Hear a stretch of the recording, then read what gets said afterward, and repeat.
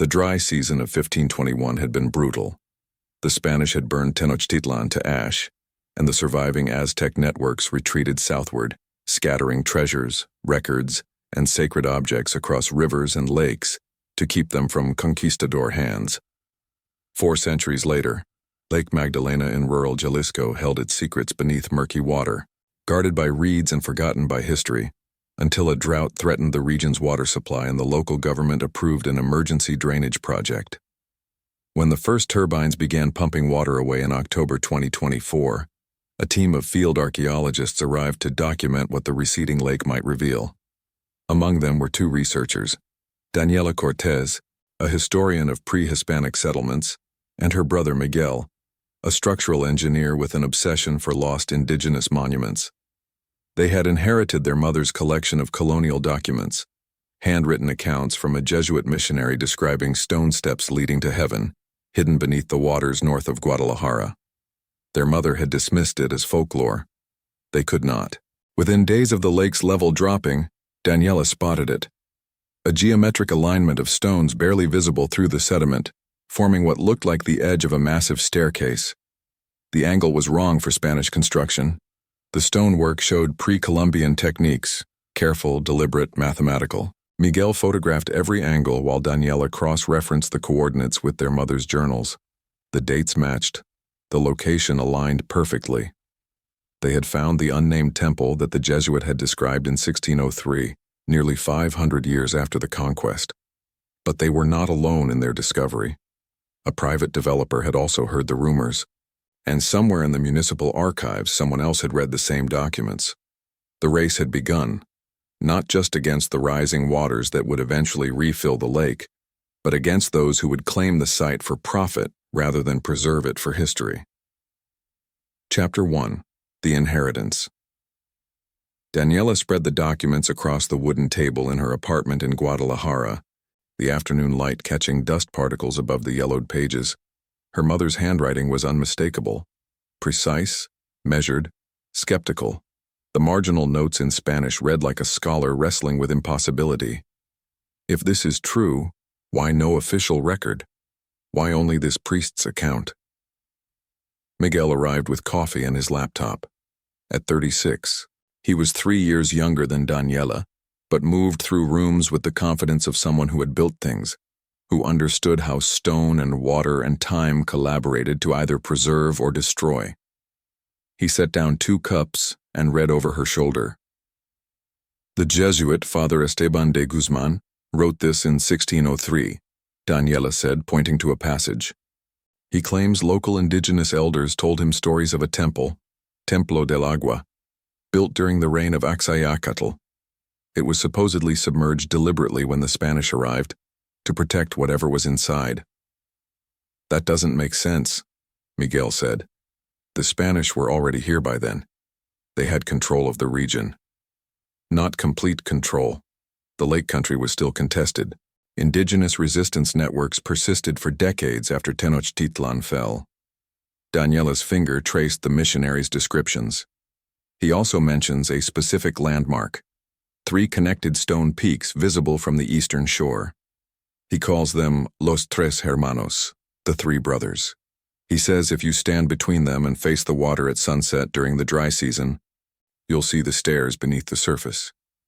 Miguel pulled up satellite imagery on his laptop, zooming into Lake Magdalena's eastern edge. The terrain was distinctive. Vegetation had been cleared decades ago, but the geological formations remained. 3 peaks unmistakably aligned. The drought, Daniela said quietly. The municipal government approved the drainage project yesterday. They're starting next week. If we're going to verify this, we need to go now, before the water level becomes too unpredictable. Miguel closed the laptop. You're serious? I've been serious about this for 3 years, since Mama died and left me these documents. I thought it was just her historical curiosity, academic frustration with gaps in the record, but look at the specificity of these descriptions. The coordinates, the astronomical observations. Daniela gathered the pages carefully. She knew something. She just didn't have the proof. Miguel walked to the window overlooking the city. the distant mountains barely visible through the haze. If this is real, it belongs in a museum. It belongs to Mexico, to the archaeologists, to the indigenous communities whose ancestors built it. Exactly, Daniela said. But if it's real, other people will know soon. The municipal announcement is public. Anyone researching pre-Hispanic history in Jalisco would have heard about the drainage project by now. Daniela had already considered this. She had spent the morning reviewing access logs to the colonial archives, checking who had requested documents about indigenous settlements in the lake region. 2 names appeared multiple times in the past month: a researcher she didn't recognize, and something worse, a development company registered to a businessman named Hector Villanueva, known for acquiring archaeological sites and developing them into resort hotels. "We leave tomorrow," Daniela said. "We bring excavation equipment, documentation cameras, and we verify Father Esteban's account before anyone else does." Miguel turned from the window. In his face, Daniela saw the same mixture of skepticism and wonder that had defined their mother's entire career. The scholar's hunger to know, tempered by the realist's fear of disappointment. "If we find nothing," he said, "we've wasted resources and exposed ourselves as amateurs chasing folklore." "And if we find something," Daniela replied, "we'll have already documented it, photographed it, and contacted the proper authorities before anyone else can claim it." Miguel picked up the documents and began photographing each page with his phone camera. "Pack tonight," he said. "We drive at dawn." Chapter 2. The Three Brothers. The lake at sunrise was a mirror of copper and rose, the three brothers' peaks casting long shadows across the water. Daniela stood on the rocky shore with Miguel, both of them holding topographic maps printed from satellite data. The coordinates from their mother's documents placed them exactly where Father Esteban had described, equidistant from the 3 peaks, facing west across the water. The drought had done its work. The lake's level had dropped 3 meters in 6 weeks. What had been deep water in the satellite images from the previous month was now exposed mudflats and shallow basins, the receding water leaving rings of algae and sediment on the rocks like geological memory. "The drainage pumps are set up on the north side," Miguel said, pointing toward the distant hum of machinery. "They've been running for 3 days.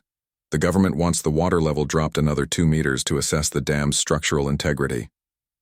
Daniela stepped into the shallows, her boots sinking into silt still warm from the day before. The water here was murky, not deep, maybe 4 meters at most. She had brought a submersible camera on a cable, military-grade equipment borrowed from a colleague at the university who asked no questions about its purpose. They worked methodically, extending the cable into the deepest part of the visible basin, while Miguel monitored the camera feed on his laptop, powered by a portable battery. The underwater landscape emerged in grayscale on the screen.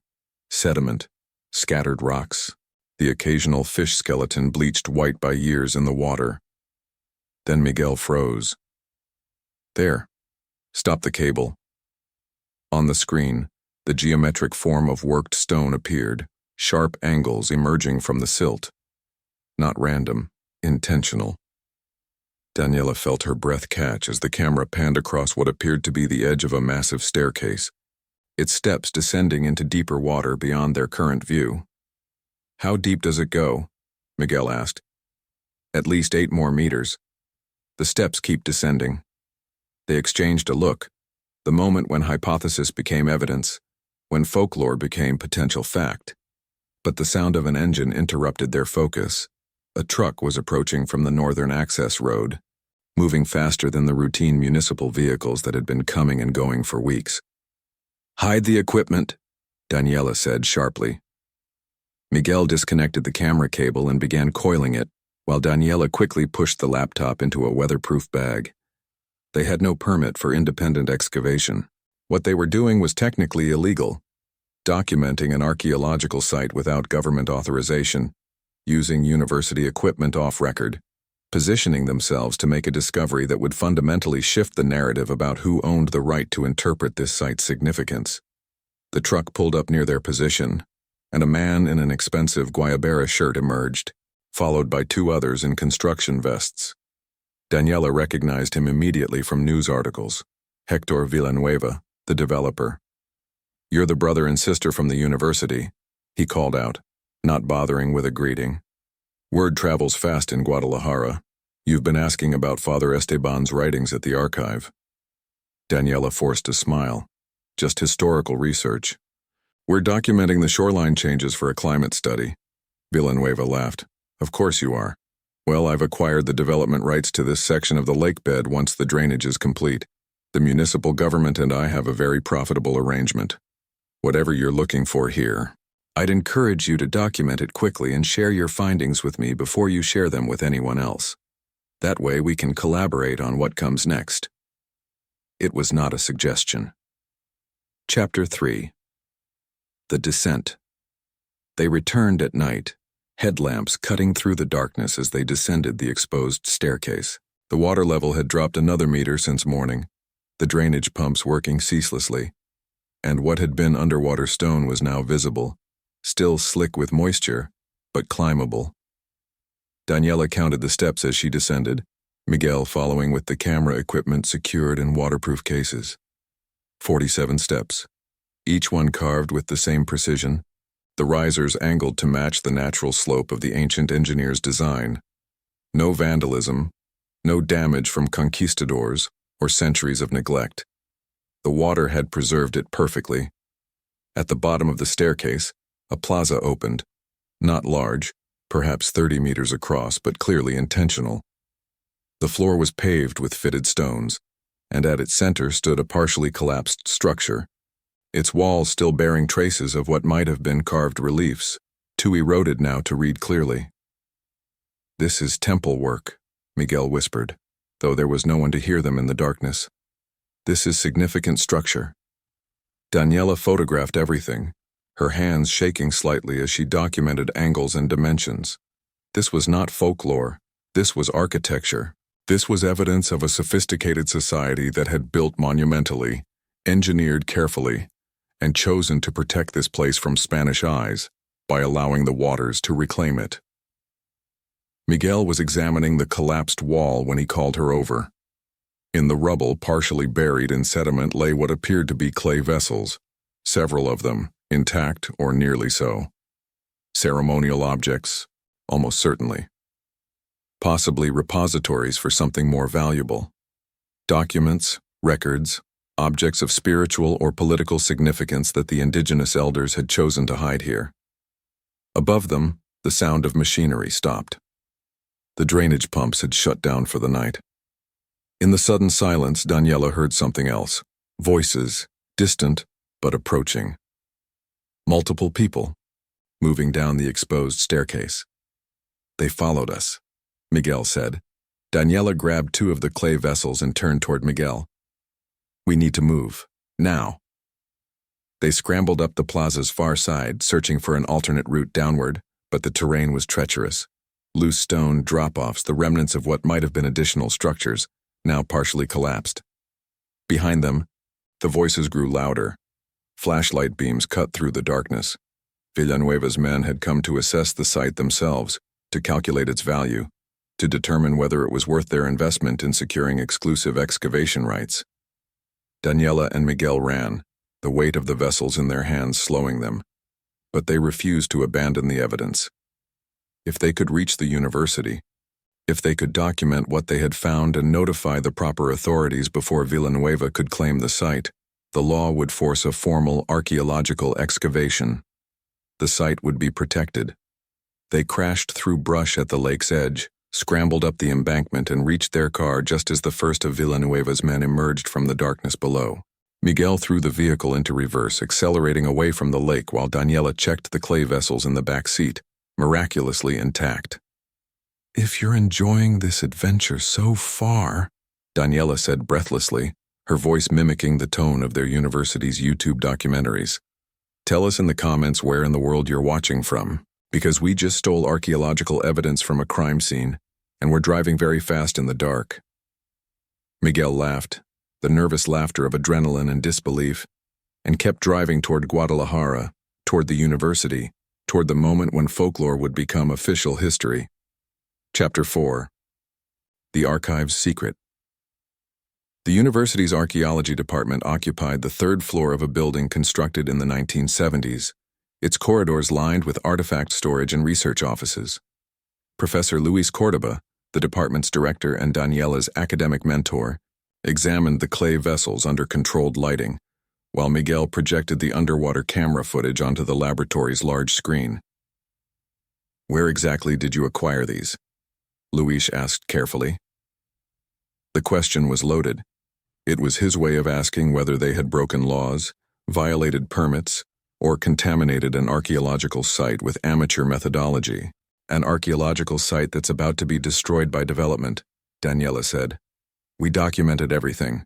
GPS coordinates, photogrammetry, context, everything." Luis set down the first vessel carefully. His hands had spent 40 years handling pre-Columbian ceramics, and his movements possessed the reverence of someone who understood that these objects were voices speaking across centuries. "These are definitely pre-Columbian. The ceramics are consistent with late Aztec period craftsmanship, somewhere between 1450 and 1520. The iconography suggests they were used for ceremonial storage."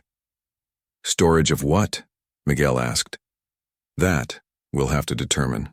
But your staircase, your plaza, if you're right about their provenance, this is a site of enormous significance." Luis pulled up a map of the lake region on his computer. Father Esteban's account has always been dismissed as imaginative hearsay, but with this physical evidence. The laboratory door opened without warning. 2 officials entered. One from the municipal government, one wearing the insignia of the National Institute of Anthropology. Behind them was Hector Villanueva, his expression satisfied.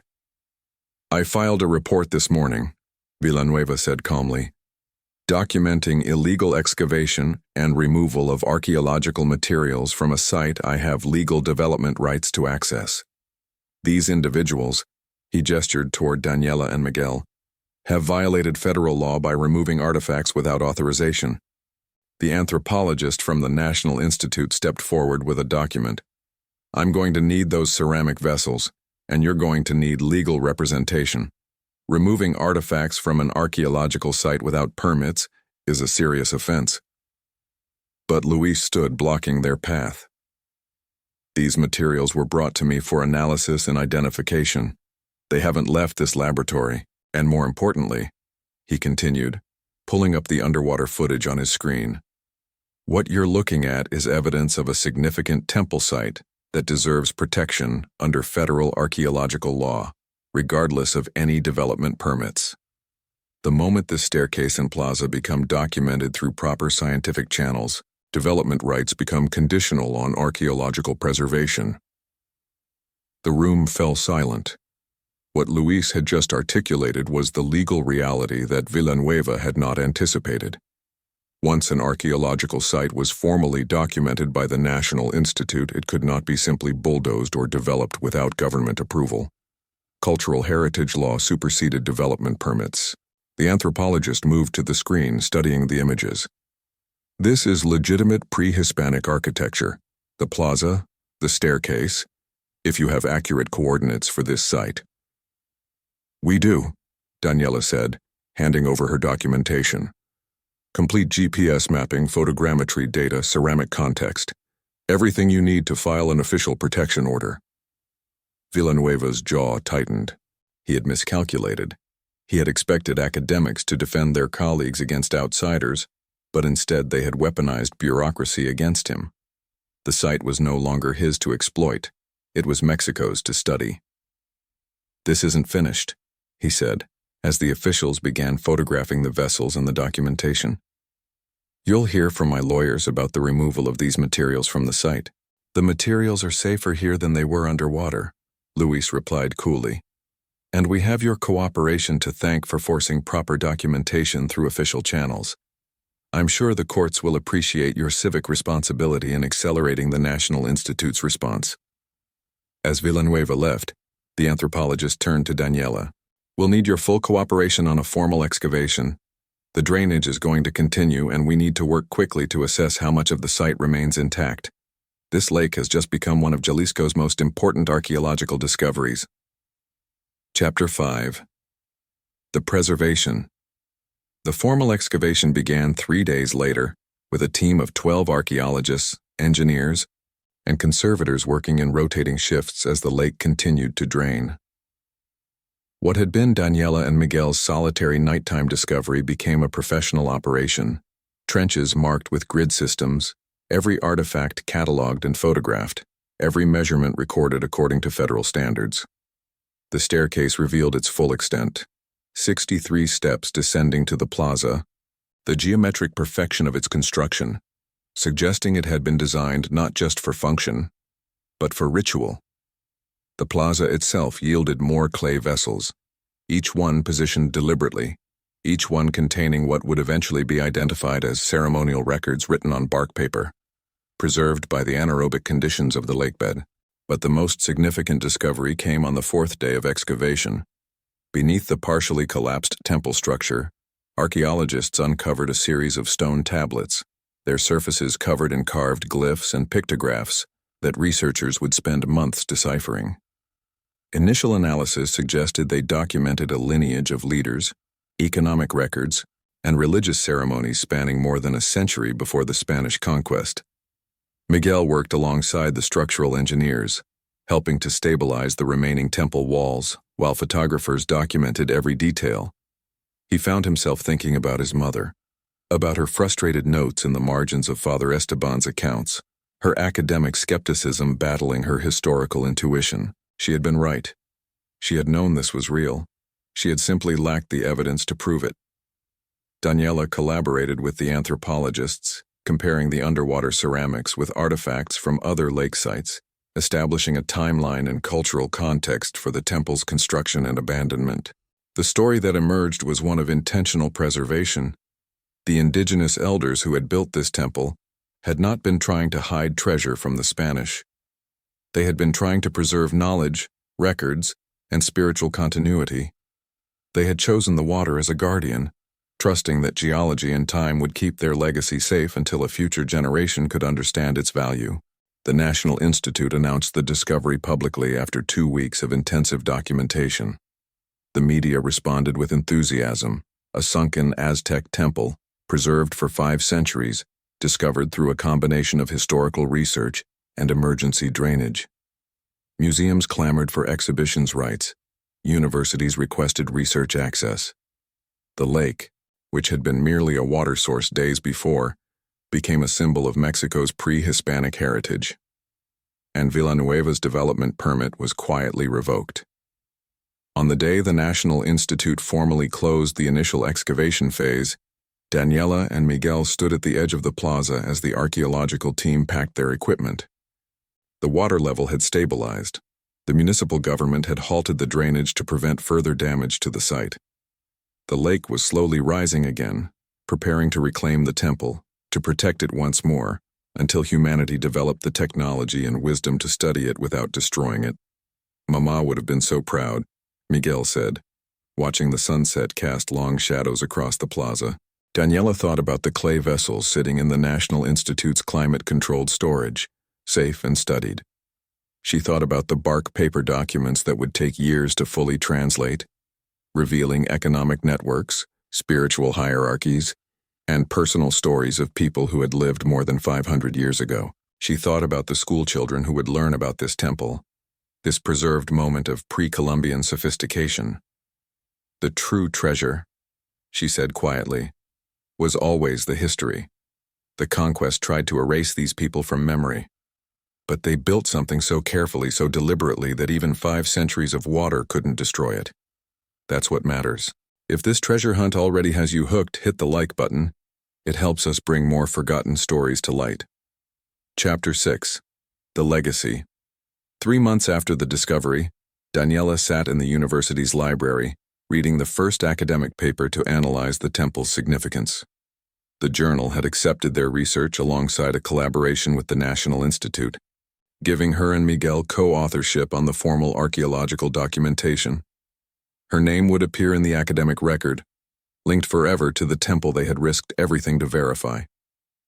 Miguel had returned to his engineering work, but he had changed. He had been bitten by archaeology, by the possibility of understanding the past through careful attention to structure and design. He had already begun preliminary discussions with the National Institute about specializing in structural analysis of underwater archaeological sites, a niche field that would never make him rich, but might make him historically significant. The site itself had become a permanent research station. The National Institute had installed a protective barrier to regulate water drainage, creating a controlled environment that allowed for ongoing investigation while preventing looting or environmental damage. The staircase, the plaza, the temple structure, all of it remained in situ, accessible to researchers but protected from commercial exploitation. Villanueva had indeed sued them. The lawyers' letters had been aggressive, demanding compensation for lost development opportunities. But Luis Cordoba had connected them with a legal team specializing in cultural heritage, and the courts had sided with the precedent. Once an archaeological site was formally documented, development permits could not supersede federal preservation law. Villanueva had settled out of court, his lawyers quietly suggesting he pursue development opportunities elsewhere. The clay vessels that Daniela and Miguel had removed from the site had sparked an unexpected controversy. Some purists argued that removing them, even to save the site, had violated archaeological ethics. But others pointed out that the amateur documentation had forced official response. Without those vessels, without the underwater photographs, Villanueva might have simply destroyed the site and moved on to another profitable project. In the end, the National Institute had issued a formal statement supporting the brothers' actions, acknowledging that sometimes rules must bend when systems fail to protect heritage from destruction. On a clear morning in January, Daniela stood once again at Lake Magdalena's edge, now accompanied by a documentary crew.